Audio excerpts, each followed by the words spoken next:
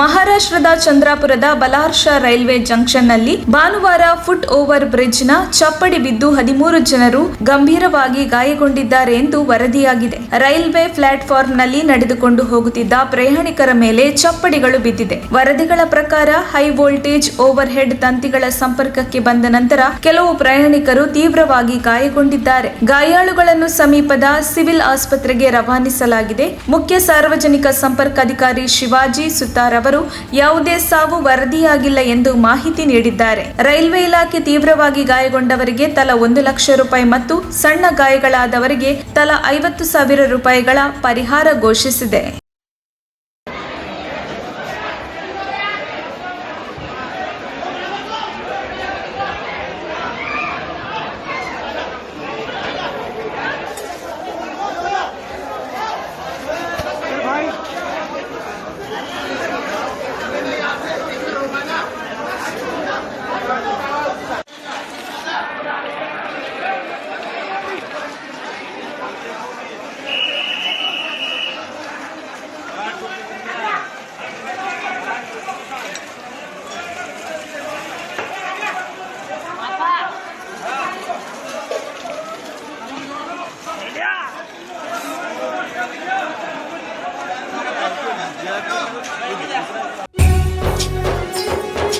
ನಿಮ್ಮ ಮೆಚ್ಚಿನ ನಮ್ಮ ತುಮಕೂರು ಮಾಧ್ಯಮ 1 ವರ್ಷ ಪೂರೈಸಿದ ಈ ಸಂದರ್ಭದಲ್ಲಿ ನಮ್ಮ ತುಮಕೂರು ಮಾಧ್ಯಮ ನಿಮಗೆ ಧನ್ಯವಾದಗಳನ್ನ ತಿಳಿಸುತ್ತದೆ ಮತ್ತು ನಿಮ್ಮ ಪ್ರೀತಿಗೆ ಸದಾ ಚಿರಋಣಿಯಾಗಿರುತ್ತದೆ.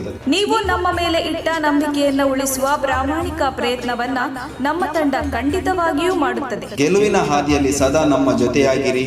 ನಮ್ಮ ಚಾನೆಲ್ ಅನ್ನು ಸಬ್ಸ್ಕ್ರೈಬ್ ಮಾಡಿ. ಸುದ್ದಿ ಅನ್ನೋದು ಬರೀ ಕಥೆಯಾಗದೆ ನಮ್ದ ಜೀವ ಗಾಳಿಗೆ ಬೆಳಕಾಗಿದೆ. ಗೆಲುವಿನ ಹಾದಿಯಲ್ಲಿ ನಗು ಮೂಡಿದೆ.